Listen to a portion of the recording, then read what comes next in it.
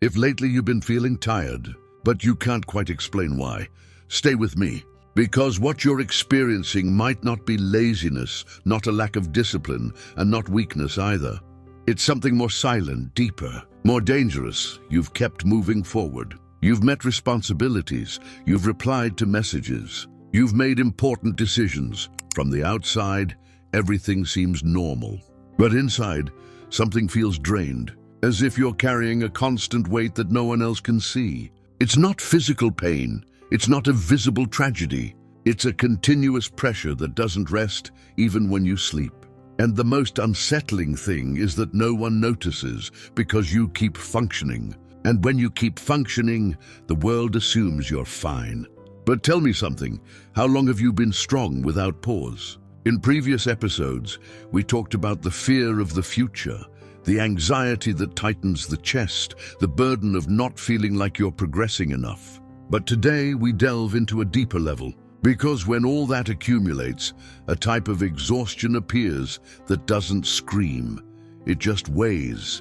And what I'm about to explain to you can completely change the way you understand this stage of your life. The first thing I want you to understand is this: you are not tired because you are weak. You are tired because you have been holding things for too long that almost no one sees. There are visible responsibilities, work, studies, family, decisions. But there are also invisible responsibilities, expectations, internal pressure, fear of failure, the need to prove you can handle everything. And that wears you out more than any long day. You demand yourself to stay calm when there's noise inside. You force yourself to continue when your mind asks for a break. You smile when you really wish you could turn off the world for a few hours. And since there's no dramatic event to justify your exhaustion, you start to think that the problem is you. But it's not. Invisible fatigue arises when the mind lives in constant alert, when you're always thinking about the next step, about the next problem, about the next challenge. Even when you rest, your head doesn't rest. And that sustained tension day after day creates a fatigue that is not noticeable in the body, but weighs on the soul. And here's something important. If you don't recognize this state, you can continue functioning for months without realizing that you are slowly draining yourself. And the most dangerous part is yet to be understood. There's a moment when the mind, to protect you, activates autopilot. You keep performing, you keep solving, you keep being responsible, but you are no longer truly present. It's as if you are living in survival mode, doing what's necessary so that everything doesn't collapse, while inside you are slowly fading away. It's not that you've lost passion. It's not that you've stopped dreaming. It's that your energy is being consumed by the constant tension of holding everything at once. And when that happens, you begin to feel something difficult to explain, a mix of emptiness and weight. Emptiness because you no longer feel intensity. Weight because everything seems to demand more than you can give. Perhaps before simple things excited you. Perhaps before you had clarity. But now everything feels denser, slower, heavier. And because you keep functioning, no one suspects you are in resistance mode. The problem with autopilot is that it keeps you operational, but disconnected. And when a person lives too long disconnected from what they feel, they begin to confuse exhaustion with failure. And that's where invisible fatigue begins to affect your identity. But what comes next is even deeper.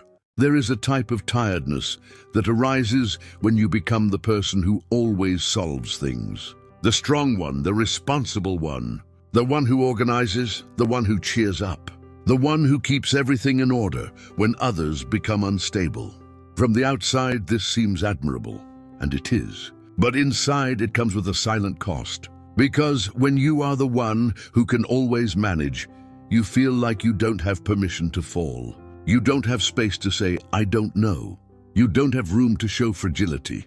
And then you begin to carry not only your own problems, but also the emotions, expectations, and insecurities of others. And every time you do that without releasing what you feel, something accumulates. It doesn't explode. It doesn't make noise. It just stays there, like a constant pressure in your chest that doesn't go away. The hardest part is not the responsibility.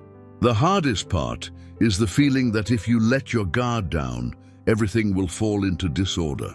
And living with that idea is more exhausting than any physical task, because no one asks the strong one who supports them. And when no one supports you, tiredness stops being physical and becomes existential. But we still haven't reached the core of this exhaustion. There's something even deeper that almost no one dares to say. Sometimes invisible fatigue also touches your faith, not because you've stopped believing, not because you no longer trust, but because you are exhausted from waiting, exhausted from being patient, exhausted from holding on to hope when results don't arrive at the pace you imagined. You keep praying, you keep trying to stay calm, but deep down a silent question appears: how much longer?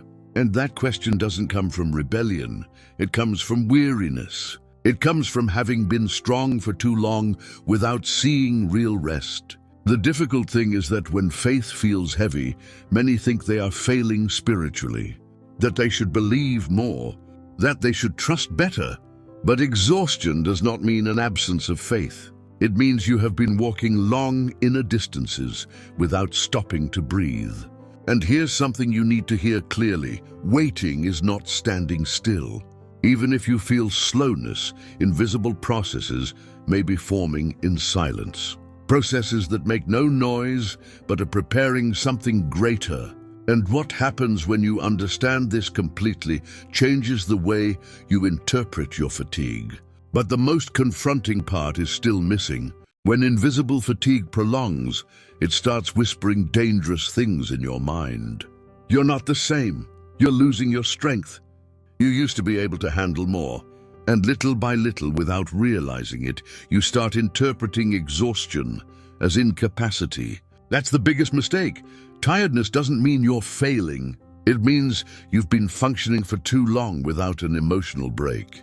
You've been solving without processing, moving forward without resting internally, complying without asking yourself how much it was costing you to hold everything together. And because you're still standing, you demand more of yourself. Because you haven't collapsed yet, you convince yourself you can hold on a little longer. But every day you ignore what you feel, the pressure accumulates. It's not seen, it makes no noise, but it grows. And a point comes where it's no longer about discipline or willpower. It's about accumulated weariness, about internal battles that no one celebrated because no one saw them. Listen carefully. The fact that you're tired doesn't mean you've lost capacity. It might mean you've been strong for too long without allowing yourself to be human. And what happens when you keep ignoring that humanity? That's what comes next. This is where the story gets more delicate. Because there's a very fine line between being strong and ignoring important signs. If you keep saying, "I'm fine," when you're not, if you keep accumulating pressure without releasing it, your mind starts to pay the price. At first, it's just tiredness. Then it's irritation. Then it's disconnection.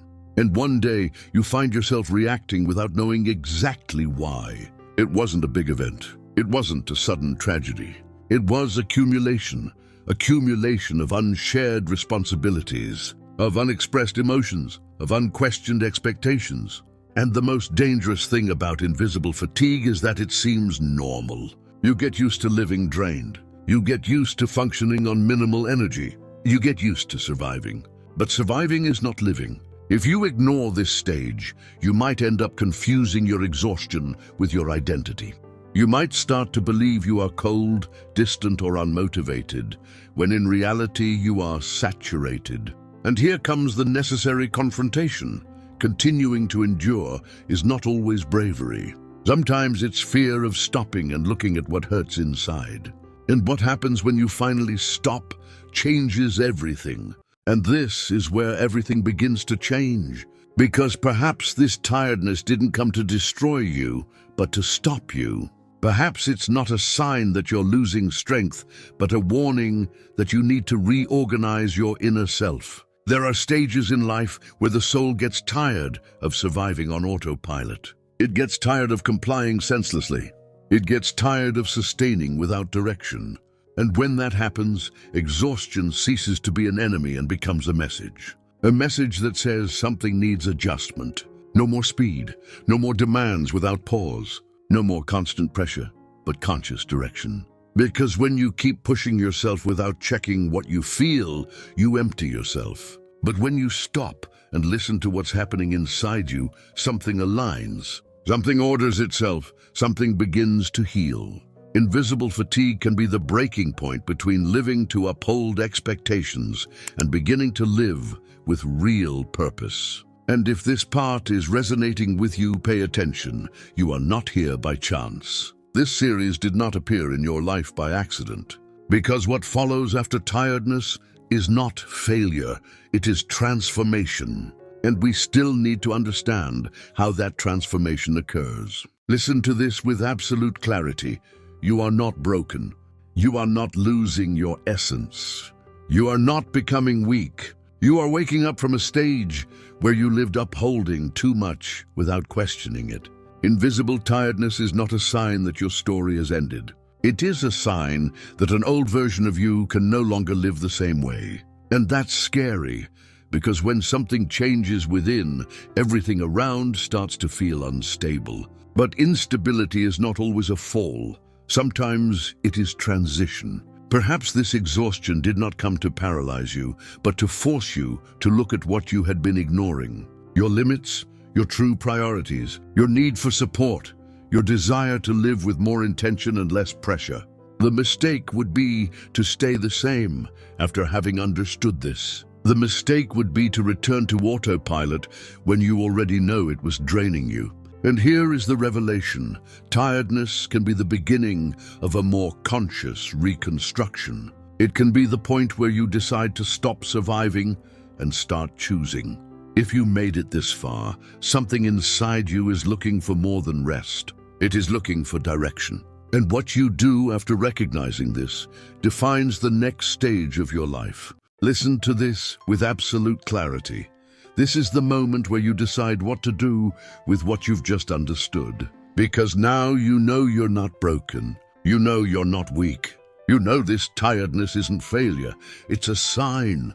The real question is, are you going to keep operating on autopilot, or are you going to start living with intention? Invisible exhaustion didn't come to humiliate you.